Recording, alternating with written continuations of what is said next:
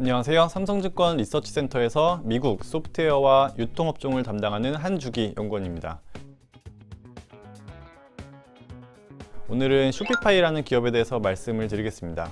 처음 들어보시는 분들도 있으실 텐데요. 국내에서 유사한 기업으로는 카페24가 있습니다.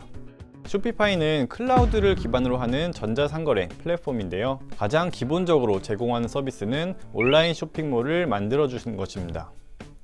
대신 고객들은 월 구독료를 지불하게 됩니다. 아주 쉽게 생각해 보시면 개인 사업자나 소매업체가 물건을 온라인으로 판매하는 방법은 크게 두 가지가 있습니다. 첫 번째는 아마존과 같은 마켓플레이스, 그러니까 오픈마켓에 물건을 올려서 판매하는 것이고요. 두 번째는 자체적으로 나만의 온라인 쇼핑몰을 만드는 방법이 있을 겁니다. 그럼 아마존에서만 물건을 팔아도 될 텐데 왜 쇼핑몰까지 만들어야 되나 라고 생각을 하실 수가 있는데요. 저희가 판매자 입장에서 생각을 해보면 아마존이나 이베이 같은 곳에 입점을 하게 되면 나만의 브랜드를 갖는다든지 혹은 내 제품을 차별화시키는 것이 쉽지가 않습니다. 아마존에 올라와 있는 수많은 상품들 중에 하나가 되는 것이죠. 혹시 스타일난다라든지 66걸즈 같은 쇼핑몰 들어보셨습니까? 아시는 분은 아시겠지만 소위 잘 나가는 온라인 쇼핑몰인데요. 컨셉이 굉장히 확실합니다. 그런데 과연 이분들이 옥션이나 G마켓 같은 오픈마켓에서만 물건을 팔았으면 어땠을까 라고 한번 생각을 해보면 아마 지금과 같은 성공 신화는 없었을 가능성이 높습니다. 이 쇼핑몰들을 보면 개성도 있고 컨셉도 확실하다 보니까 입소문을 타고 결국 자신들만의 브랜드 가치를 얻게 된 것이죠. 이런 부분들이 사람들이 쇼피파이를 통해 온라인 쇼핑몰을 만드는 근본적인 이유라고 보시면 좋을 것 같습니다. 그러면 투자를 하는 입장에서 주목해야 될 포인트를 세 가지 말씀드리겠습니다. 첫 번째는 코로나19로 인해서 이커머스의 성장이 가속화된다는 점인데요. 쇼피파이는 아마존과 더불어 코로나19의 반사 이익을 향유하는 대표적인 기업입니다. 특히 미국에서는 아예 도시가 셧다운이 되는 상황이다 보니까 오프라인 매장을 운영하시던 분들이 온라인으로 돌아설 수밖에 없는 것이죠. 그래서 실제로 3월 중순부터 4월 중순까지 약 한 달 동안 쇼피파이를 통해서 온라인 쇼핑몰을 만든 숫자가 그 한 달 전 대비해서 62%나 급증을 했습니다. 과연 이분들이 코로나19가 종식된다고 해서 온라인 쇼핑몰을 없앨까 라고 생각을 해보면 그렇지 않을 가능성이 높습니다. 즉 일시적인 현상이 아니라 오프라인에서 온라인으로 이동하는 구조적인 변화가 가속화되고 있다라고 생각을 할 수가 있습니다. 두 번째 포인트는 파트너십을 통한 생태계 확장입니다. 저희가 쇼피파이를 통해서 온라인 쇼핑몰을 만들게 되면 아마존이나 이베이 같은 오픈마켓에서도 연동을 시킬 수가 있는데요.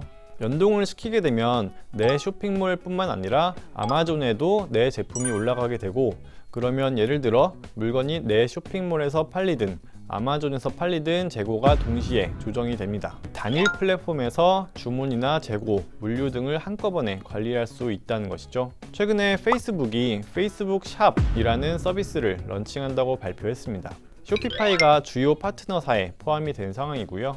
그러면 쇼피파이 사용자는 본인의 관리 페이지에서 페이스북 채널을 설치하고 제품을 페이스북이나 인스타그램과 연동을 시킬 수가 있습니다.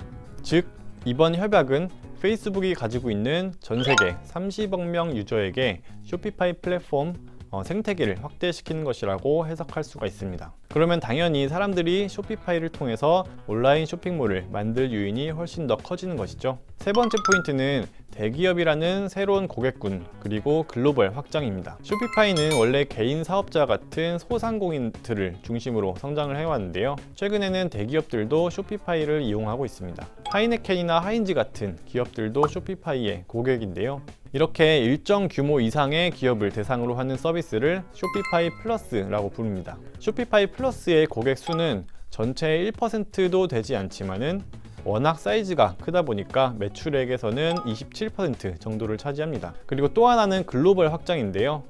쇼피파이의 지역별 매출액을 보시면 미국이 가장 크고, 미국을 포함해서 캐나다, 영국, 호주 이 4개 지역이 차지하는 매출 비중이 85%에 달합니다.